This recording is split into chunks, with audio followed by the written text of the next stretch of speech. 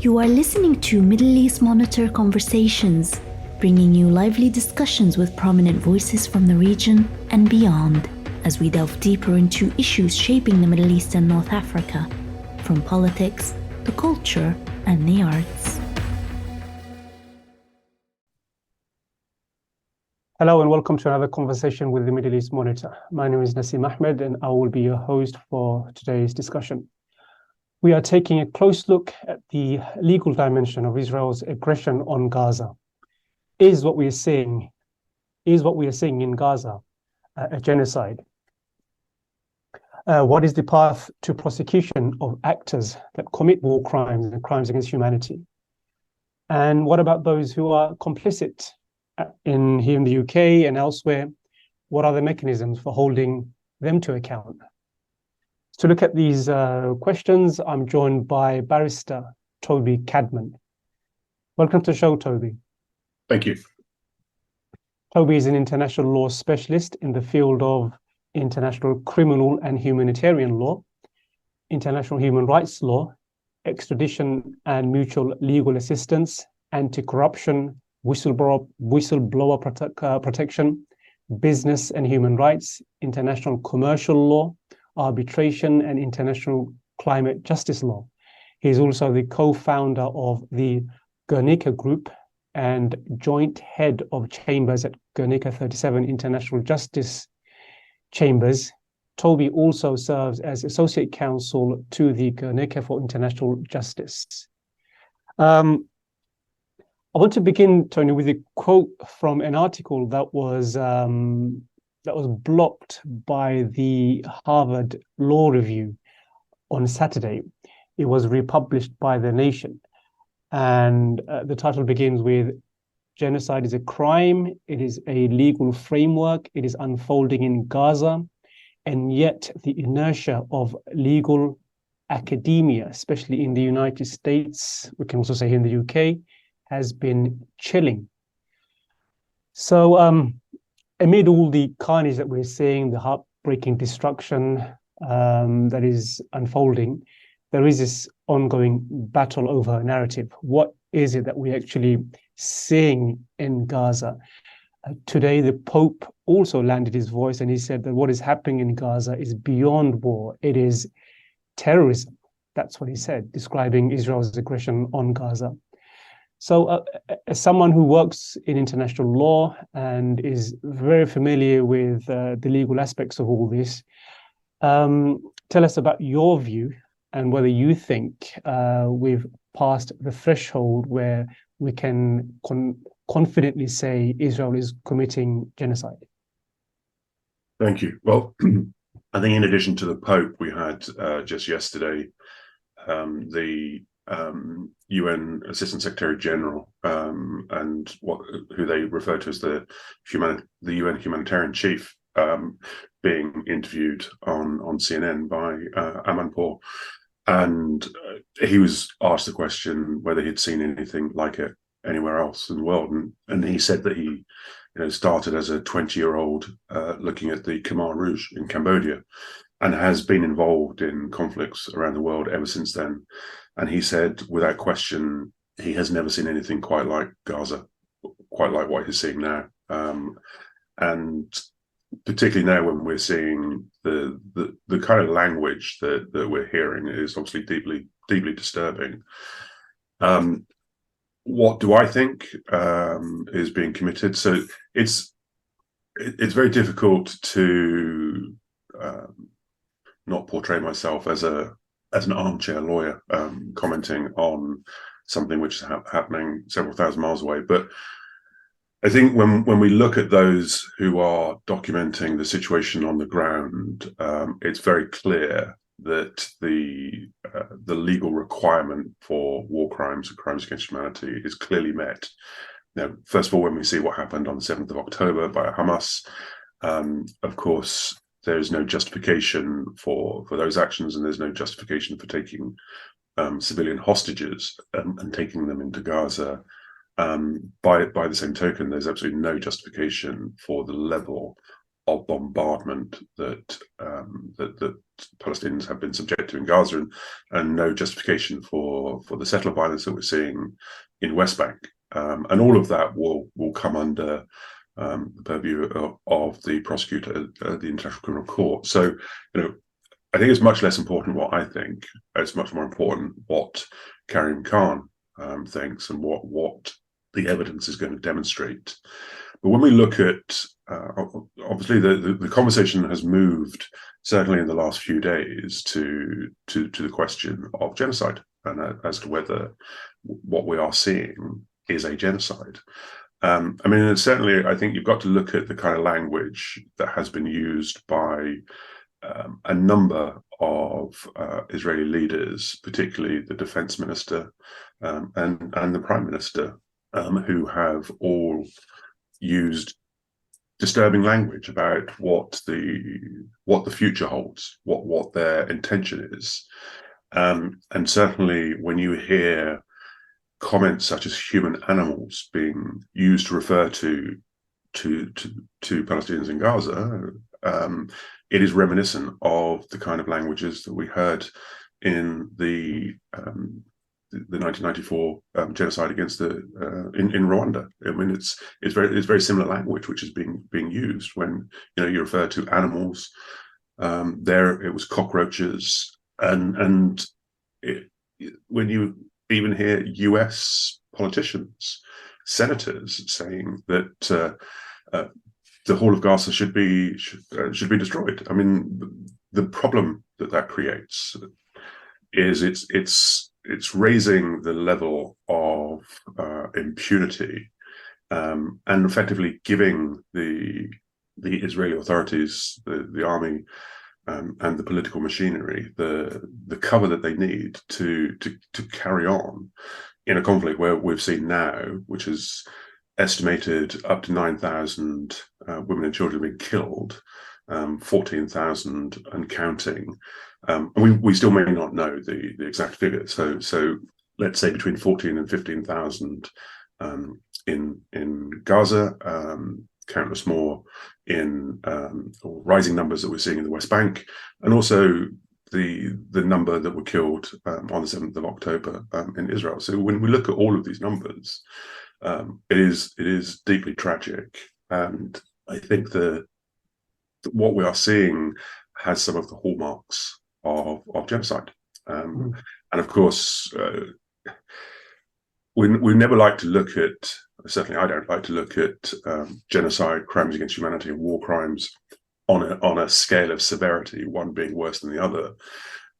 They're different types of crimes, but of course we always refer to genocide as the crime of all crimes, and particularly I think we have to be very careful throwing around such terms. But clearly, what we are seeing, whether we put it into the category of war crimes, crimes against humanity, or genocide, we are seeing an aggression unlike anything we've seen before, and it's not the response of the international community is disturbing. When you see the US, I think it was the national security spokesperson who was in tears when he spoke about what was happening in Ukraine, with children being killed, hospitals being targeted, and then jump forward to a similar situation which was presented with in Gaza, and it was language such as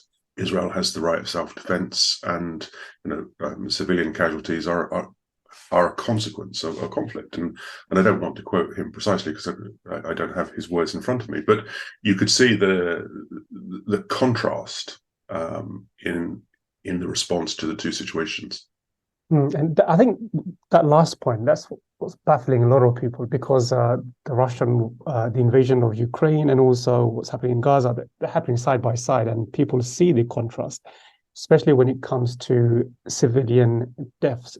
When you hear that the death toll in Gaza with regards to children is the highest higher than all the conflicts over the last 3 years, including Ukraine and Russia, it's mind-boggling, and the devastation given that it's happening over a course of only 4 weeks, and to hear what we hear from our officials, I think that's what's been jarring for a lot of people. And you touched on complicity. You touched on the language. I'm speaking to you, and I've also spoken to a number of experts as well, and they're saying one of the toughest thing when it comes to proving genocide is intent. And in this case, we're hearing from the mouth of Israeli officials themselves the kind of language they're using, which almost, which clearly, explicitly shows an intent to commit, if not genocide, ethnic cleansing, horrific war crimes. So that just goes without, that's quite clear from my point of view. And the other thing that's been happening over the last 5 or 6 days, a week, let's just say, again, it's been jarring, is the attack on Shifa Hospital, a number of other hospitals. Israel has been trying to make the claim that Shifa Hospital and many others have lost their protective status.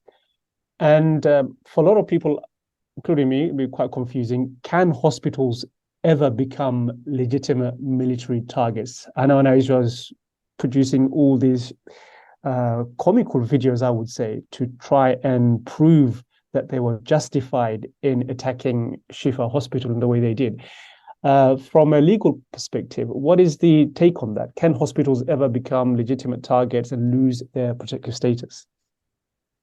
Well, I would say no. I mean, they're still protected under international law. And whilst we have seen in different conflicts situations where hospitals and medical facilities have been used for the purpose of whether it's transporting arms or whether it's hiding soldiers and militants, there have been instances. And I mean, recently when I was asked the question, I referred to one particular situation that occurred in Bosnia when there was a movement of forces that had been given safe passage, and one of those vehicles was clearly marked Red Cross, and it was destroyed. And the question that was being asked is whether it lost its protective status if they were able to show that it contained military personnel or whether it contained arms, and they were moving them in breach of the agreement. And it largely came down to, when we look at under international law, and a lot of international legal specialists have constantly used the term, the principle of distinction is that you have to distinguish between what is a military target and what is a civilian protected civilian site, and particularly with something like a school, hospital, or a refugee camp. And the question really is it justified to destroy, devastate a hospital or a refugee camp because you believe that there are militants hiding there? So in the context of the refugee camp, the position that was put forward by Israel was that there was a senior Hamas commander there, and then you target a civilian protection zone where several hundred civilians are killed.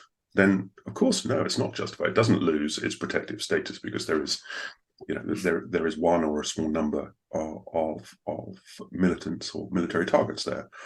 No, it doesn't. I mean, it's constantly used as an example. And when you listen to go back to the UN humanitarian chief, Griffiths, for what he said yesterday, referring to Al Shifa Hospital in particular, the scenes that we're seeing are clearly devastating. Now, I know that video footage has come out today showing that there were tunnels underneath, and of course, that's something that's going to have to be properly investigated as to whether any of this was at all justified. But it's very difficult to justify a position where you're effectively targeting several hundred civilians and causing several hundred more to die as a result of destroying the medical infrastructure, as to where that falls in terms of a defence. I think it's going to be very difficult, if not impossible, at any future trial for them to justify the targeting of the two hospitals that we've seen, and certainly the targeting of refugee camps. I mean, you're going to have to show that its purpose has been completely changed, and it's operating under a false flag of protection, which obviously, as we know, with Al Shifa Hospital, it is not. And we've heard statements, we've heard the awful recordings from the doctors working in there when they're losing power, when they're losing patients.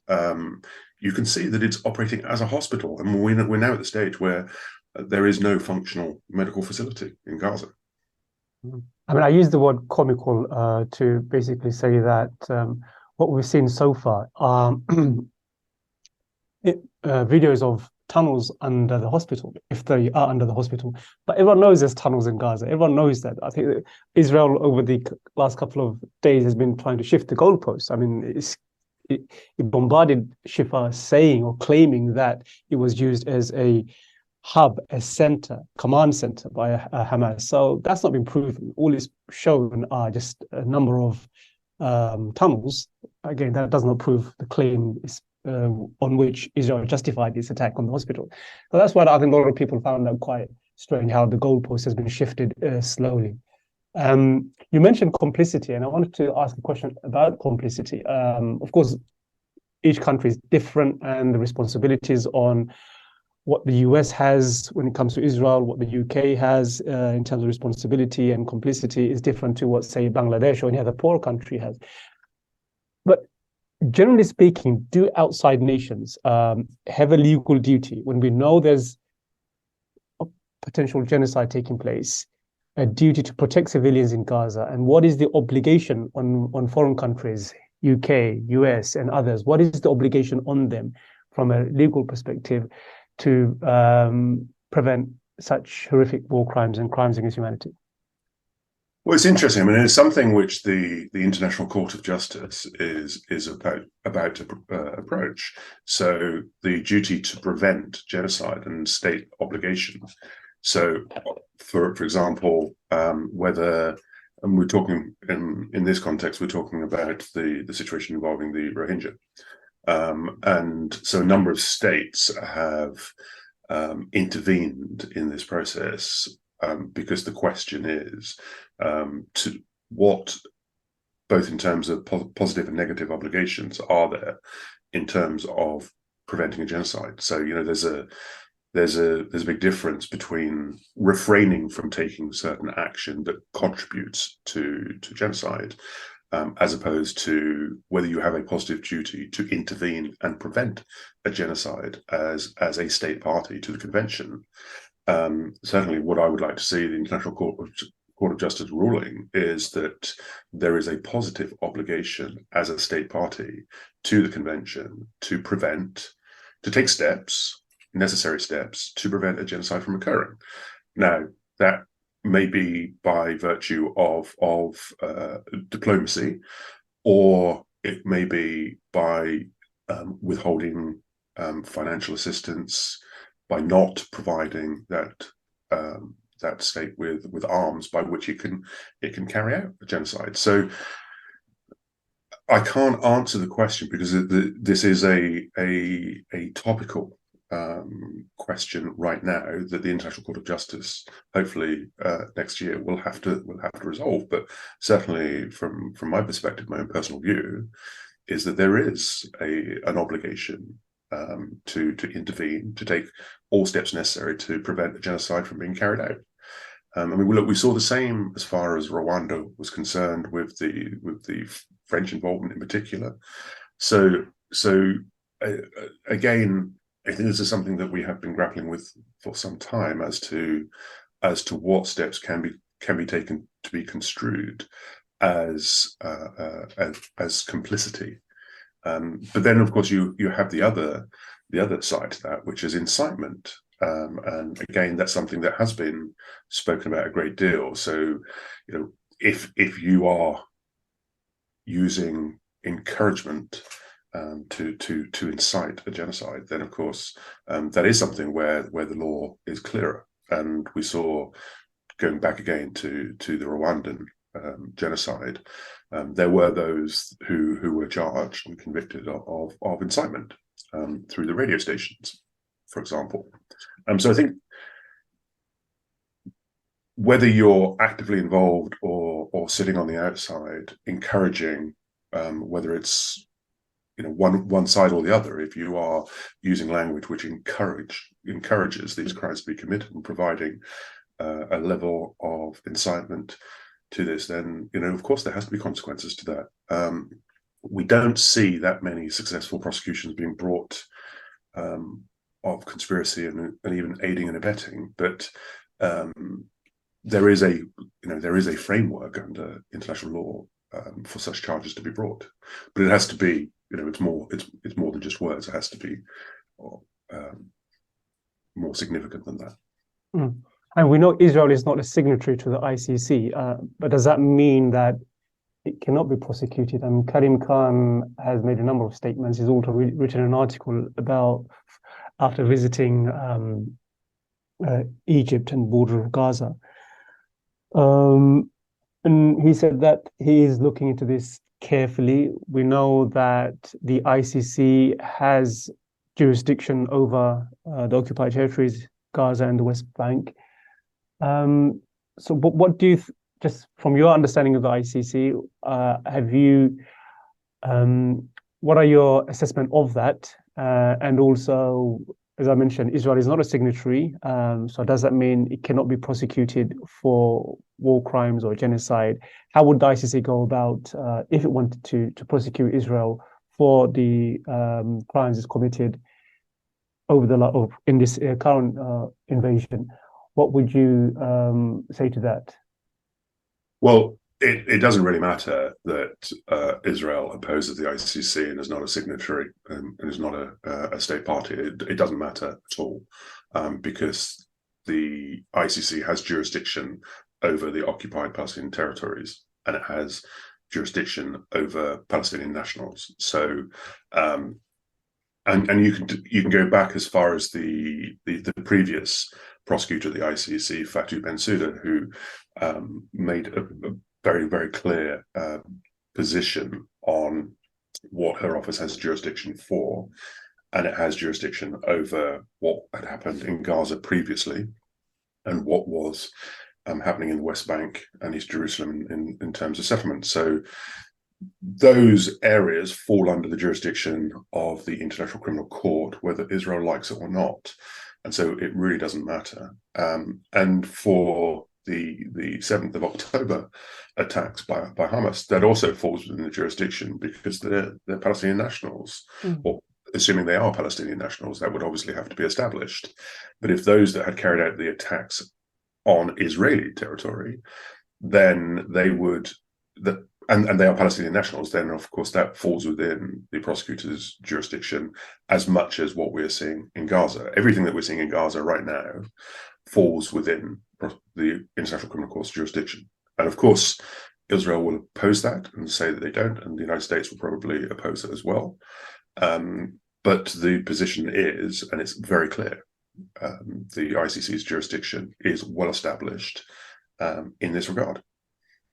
I mean, you worked on Rohingya, Kosovo, amongst many others, both genocides.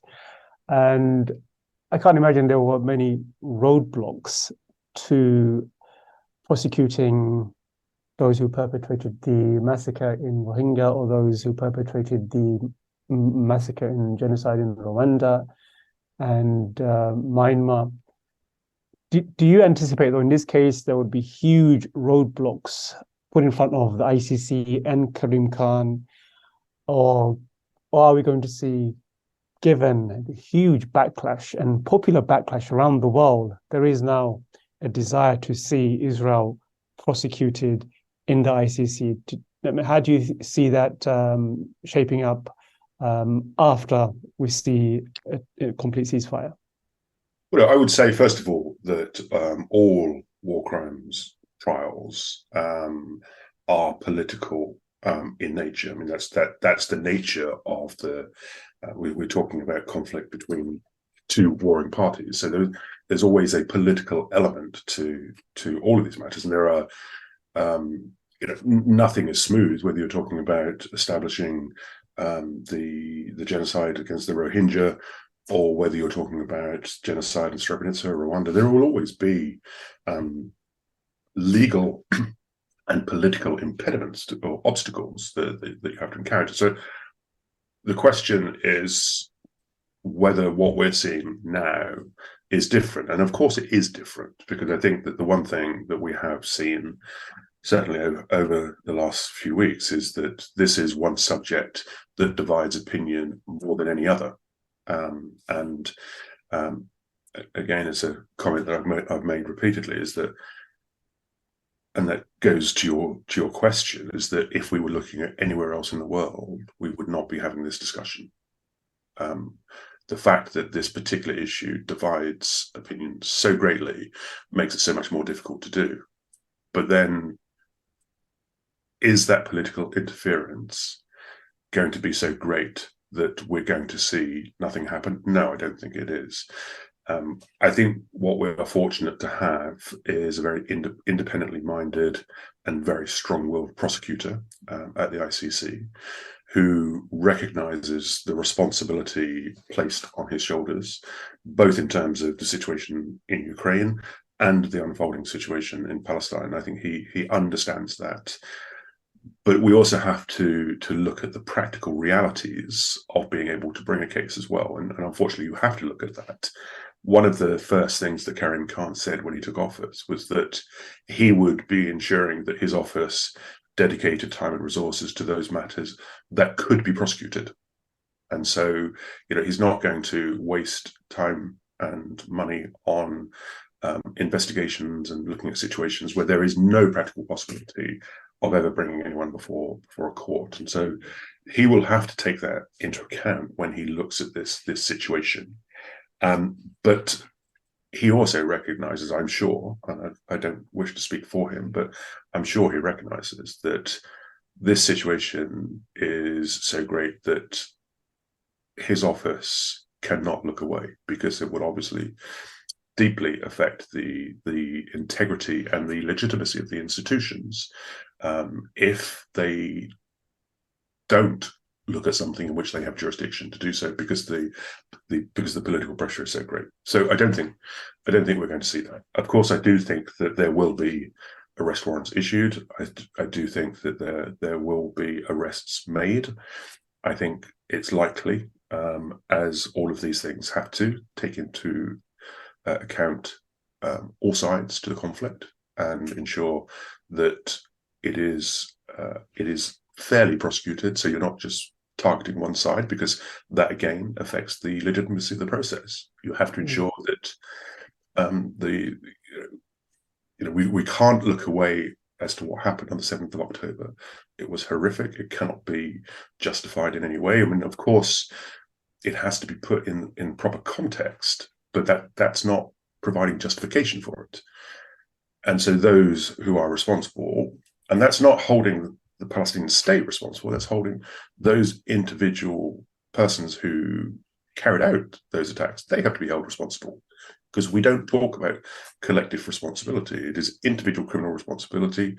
And by the same token, those who are individually criminally responsible for what has happened subsequent to that point also have to be held to account, particularly when we look at the fact that you're looking at right now close to 15,000 and still counting. So short of an ICC prosecution, or let's put the ICC mechanism on the park that for a minute. What other legal avenues exist domestically or internationally to hold perpetrators of war crimes responsible? Because here in the UK, there is the legal organization ICJP, which has issued a number of letters and threats to parliamentarians about complicity in war crimes, and also prosecuting British citizens who have traveled to Israel to fight alongside Israeli soldiers in Gaza. So aside from the ICC, I mean, domestically here in the UK and elsewhere, what other mechanisms are there to prosecute state officials for complicity and citizens who are also potentially complicit in Israeli war crimes, including genocide? I think you've got to separate criminal responsibility from human rights accountability. So if we're talking about criminal prosecutions, then of course there is, and I don't say this with tongue in cheek, but there is of course the basis for Israelis to be prosecuted in Israel. There is, an existing structure in order for them to be prosecuted domestically. I don't think we're naive enough to think that that's likely to happen anytime soon. But there is that framework to deal with domestically.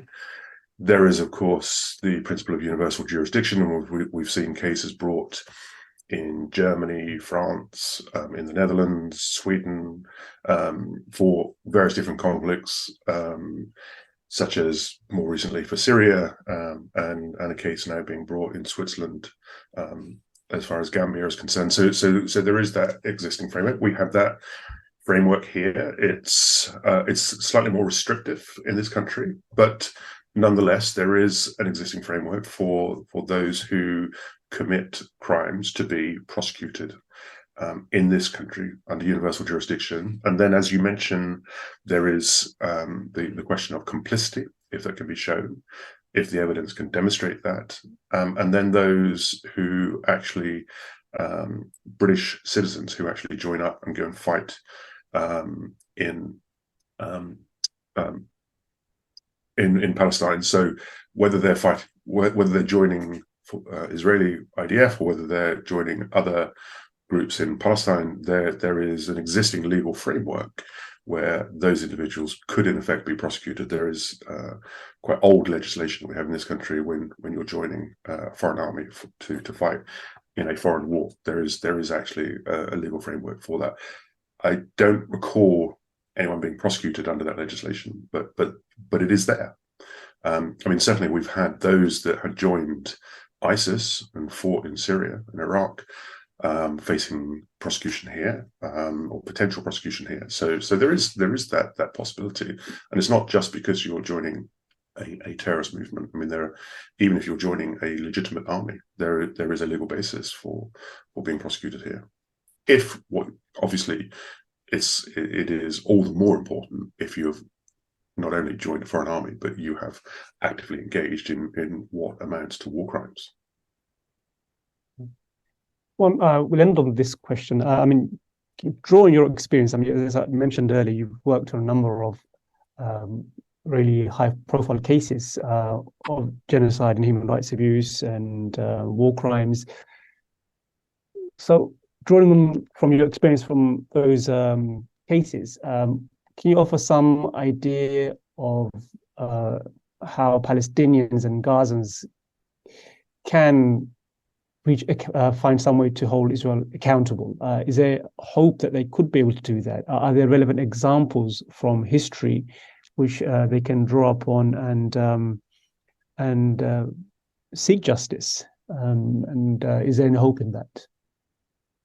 Well, look, there has to be hope, because if there isn't, then the future for all of us is somewhat dire.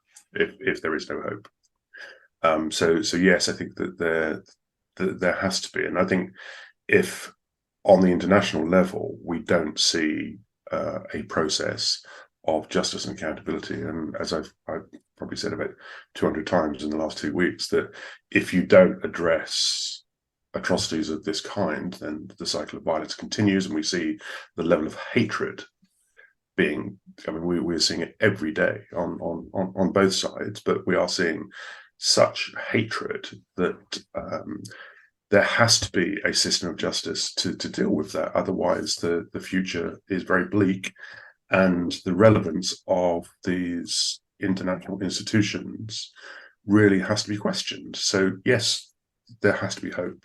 What I would say is, look, if you look at the way that the Syrian victim community has come together, works together in documenting these crimes and working with national judicial authorities and national prosecutorial authorities to put cases together, that's what it requires. The only way that you can really address this is not with political diatribe. It is with fact-based evidence that can be presented in a credible, impartial and independent form that demonstrates individual criminal responsibility, because it will be very difficult for any Israeli official who is implicated by real evidence to argue that the system is biased, because that is the argument which is always used, is that they're being unfairly targeted, they have a right to self-defense, and that's all this is, and the system is stacked against them. When they're confronted with credible evidence, it's going to be very difficult for them to challenge that. Yeah, and just to add to that, I think just the inability to prosecute is really corrosive. Unless people have faith in these institutions, they lose all legitimacy, and that's what it comes down to. Toby, thank you very much. Really appreciate your contribution and joining us, and I want to thank those who have tuned in at home, joined to listen to another conversation with the Middle East Monitor. Thank you all, and have a good evening, good night, good day, wherever you may be. Bye-bye. This was Middle East Monitor Conversations, brought to you by the Middle East Monitor in London.